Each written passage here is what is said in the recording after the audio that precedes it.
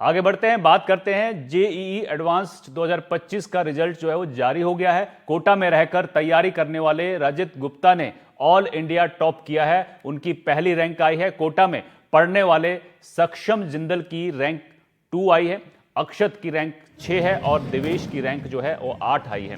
कोटा के 4 स्टूडेंट्स जो हैं उन्होंने ऑल इंडिया टॉप 10 में जगह बनाई है। टॉप 10, टॉप 50 और टॉप 100 में भी कोटा में तैयारी करने वाले कई स्टूडेंट्स जो हैं वो शामिल हैं। इस बार JEE advance 2025 exam IIT Kanpur ने कराया था।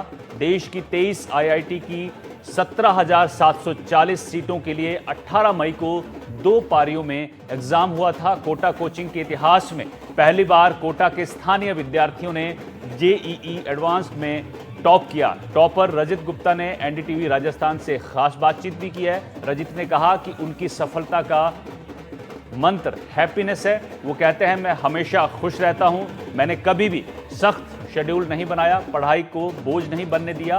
परीक्षा कुल 360 अंकों की हुई थी। रजित ने 332 अंक हासिल किए हैं। जेईई मेन के जनवरी सेशन में 100 परसेंटाइल और अप्रैल सेशन में ऑल इंडिया रैंक 16 हासिल की थी। ऑल इंडिया रैंक 2 पर कोटा के कोचिंग कर रहे सक्षम जिंदल लेकर आए हैं। सक्षम ने जेईई मेन 2025 में भी 100 परसेंटाइल स्कोर किया था।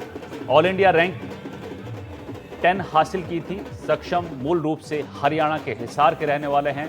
अब तस्वीरें आपको दिखा देते हैं। तस्वीरें देखिए जश्न की, जब रिजल्ट आया और कोचिंग सिटी जो है उसने कमाल किया है।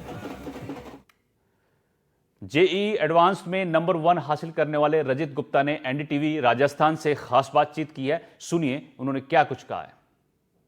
जेईई एडवांस के नतीजे जारी होने के साथ ही कोटा में जश्न का माहौल हो गया है।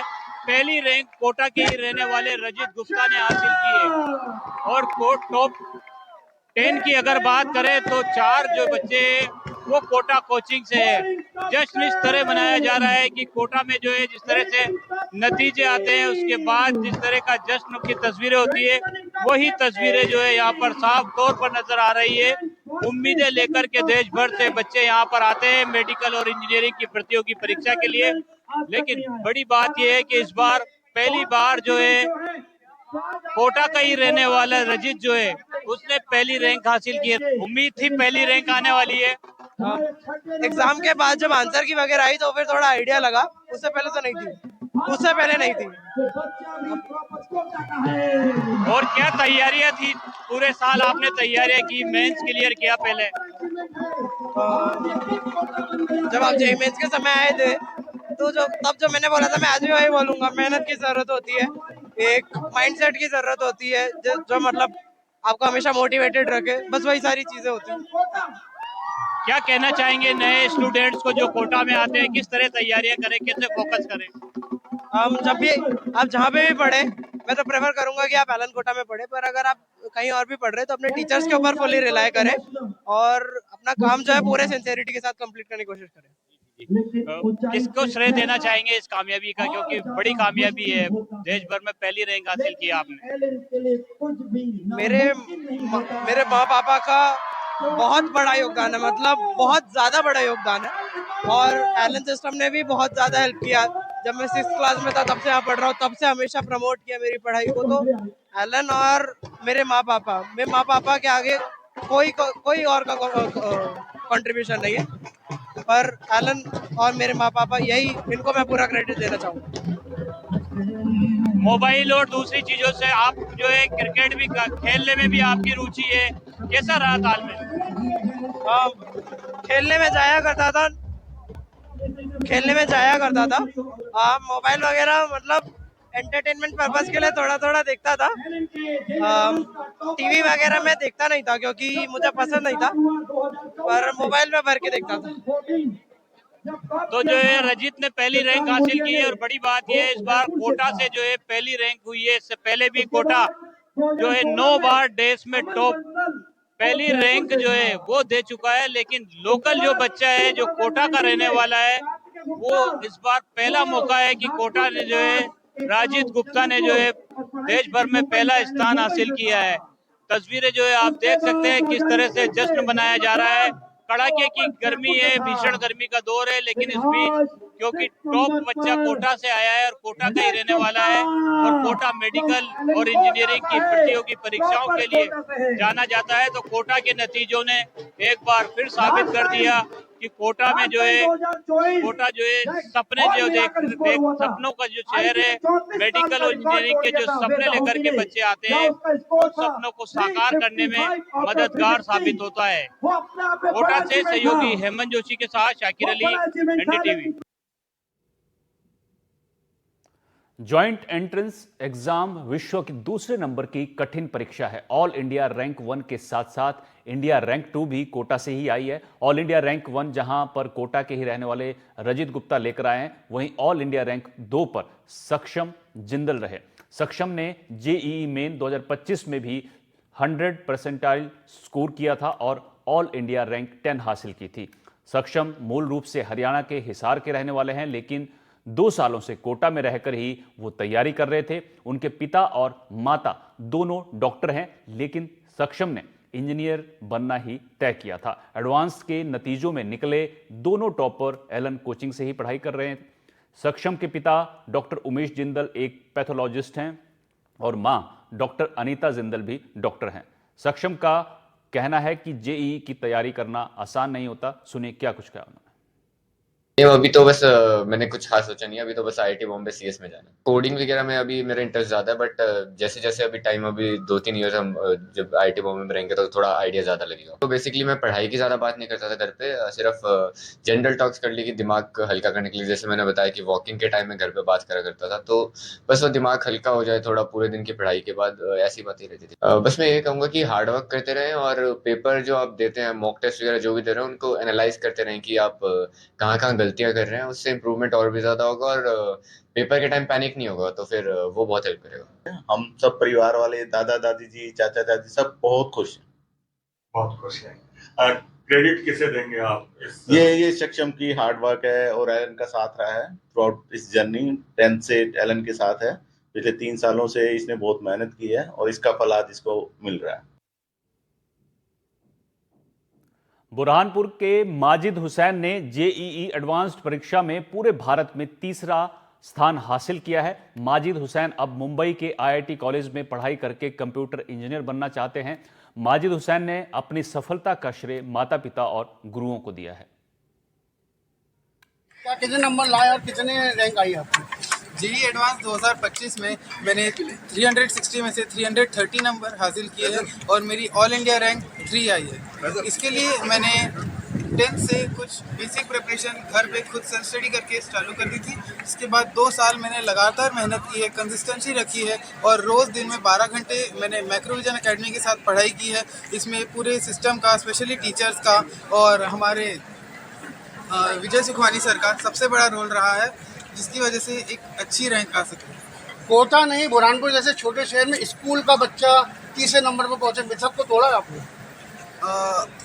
ये चीज़ जो हुई है वो कोटा में भी हुई थी। 30 साल पहले कोटा भी एक बहुत छोटा सा शहर था। किसी को ये अंदाज़ा नहीं था कि आज कोटा इन एग्ज़ाम्स की लाइन में नंबर 1 पे होगा और ये संभावना है, बिल्कुल हो सकता है कि बुरहानपुर अगला कोटा उससे ऊपर निकल जाए। तो हमेशा किसी एक चीज़ को नया होना ज़रूरी है और वो आज मैक्रोविजन एकेडमी ने करके दिखाया है कि सीबीएसई स्कूल किसी कोचिंग सेंटर से कम नहीं है रिजल्ट निकालने। क्या बनना चाहते हो? क्या देश की सेवा करना चाहते हो?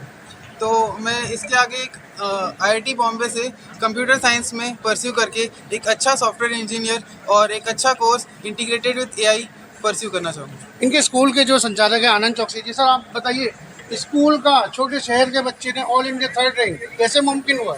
नहीं, हमारे पास एक सिंक्रोनाइज सिलेबस है जिस पर हम 20 साल से काम कर रहे हैं। उसमें हम 12th सीबीएसई और कोचिंग के लिए जो जरूरी है वो सारा मिलाकर पढ़ाते हैं, तो सारे रिजल्ट्स बहुत अच्छे आते हैं क्योंकि उसको टेंशन नहीं है कि मेरा कोई डमी स्कूल अलग है या मुझे कोचिंग जाना है। इन बच्चों का 24 घंटे यूटिलाइज होता है, इनका समय बच जाता है। इनके लिए रहना, खाना, पढ़ना, डाउट सब एक ही कैंपस में है, इनको कहीं भी जाना नहीं पड़ता। क्या लगता है आने वाले दिनों में बुरहानपुर जिस तरीके से कोटा की पहचान है वो आने वाले दिनों में बनाएगा? मैं मैक्रोविजन का बता सकता हूं कि हम एक बहुत शानदार स्कूल चला रहे हैं और इसको बहुत तेजी से एक्सपांड करेंगे, बड़ा करेंगे। आज 2200 बच्चे हॉस्टल में हैं, अगले साल कोशिश करेंगे कि 5000 बच्चों को हॉस्टल में ले सकें। तो सबसे ज़्यादा जब बच्चा सफल होता है माँ बाप को सबसे ज़्यादा खुशी होती है, क्या कहना है आपका? पेरेंट्स को, टीचर्स को सबसे ज़्यादा खुशी होती है, और क्योंकि योगदान उनके पिताजी का बहुत ज़्यादा रहा है उनकी पढ़ाई में, तो नेचुरली खुशी तो हो रही है। और मैं सारे टीचर्स का शुक्रिया अदा करना चाहता हूँ और एक शेर बोलना चाहती हूँ। देखा नहीं कोहकन कोई फरहाद के बिना, आता नहीं फन कभी उस्ताद के बिना। तो ये जो भी फ़न है ये उस्तादों का दिया हुआ है। और एक बात मैं बताना चाहूँगी, कभी मेरी आनंद सर से बात हो रही थी तो मैंने बोली सर 80% बच्चा होता है और 20% सारी चीज़। वो बोले नहीं आप गलत बोल रहे हैं, 90% बच्चा होता है। तो मैं यहाँ पे आनंद सर को बोलना चाहूँगी कि सर ये जो 10% है, अगर ये नहीं मिलता यहाँ से तो वो 90% वेस्ट होता है, और ऐसे कई बच्चों का 90% वेस्ट हुआ होगा जिनको ये 10% ना मिला हो। तो ये जो एनवायरनमेंट है, स्कूल है, टीचर्स है, बाकी सारी जो चीज़ें हैं, ये सारा जो है इसने बच्चे में निखार, जो भी जौहरी बोलते हैं, उसका काम किया है और आज ये रिजल्ट है। तो जिस तरीके से माजिद हुसैन ने जो ऑल इंडिया 3rd रैंक लाई है उसका सेलिब्रेशन किया गया और हमने आप देखा, और इस स्कूल से 42 बच्चों ने IITN क्रैक किया है। शारिक अख्तर, NDTV, बुरहानपुर। उधर जयपुर के भव्य जेठानंदानी ने परीक्षा में 46वीं रैंक हासिल कर परीक्षा के साथ साथ प्रदेश का भी नाम रोशन किया है। क्या है भव्य के प्री और पोस्ट एग्जाम प्लान्स, खुद जानिए हमारे इस रिपोर्ट में। भारत की सबसे कठिन परीक्षाओं में से एक जेईई एडवांस का परिणाम है, उसकी घोषणा हो चुकी है। और इस बार भी जो है राजस्थान ने पूरे देश के अंदर जो है उन होनहार स्टूडेंटों ने जो है बाजी मारी है। मेरे साथ ऐसे ही एक स्टूडेंट हैं जिनसे मैं बात करूँगा। जेईई एडवांस के अंदर इन्होंने अपने प्रदेश का और जो कह सकते हैं अपने माता पिता का भी नाम रोशन किया है। उनका नाम भी जानूंगा और कौन सी रैंक आई है वो भी हम आपको बताएंगे। क्या नाम है? मेरा नाम भव्य जेठानंदानी है। मैंने IIT जेईई एडवांस्ड में 46 रैंक हासिल की है और 11th-12th में मैंने IIT जेईई के लिए प्रिपरेशन की थी। अगर बात की जाए इस एग्ज़ाम के अंदर सबसे मेन यही रहता है मेरे को कि हर बार सवाल रहता है कि टाइम मैनेजमेंट किस तरीके से करते हैं, क्योंकि ये वो उम्र होती है जिसके अंदर जो इंसान होता है या बच्चा होता है वो सबसे ज़्यादा खेलने में या फिर अन्य एक्टिविटीज़ में, सोशल मीडिया के ऊपर काफ़ी ज़्यादा एक्टिव रहता है। तो इसको लेके आपने किस तरीके से अपना टाइम मैनेजमेंट? मैं सुबह तो रोज़ बैडमिंटन खेलने चले जाता था और फिर उसके बाद रात जो होती थी, रात को मैं अगले दिन का प्लान बना लेता था कि मुझे ये पढ़ना है अगले दिन।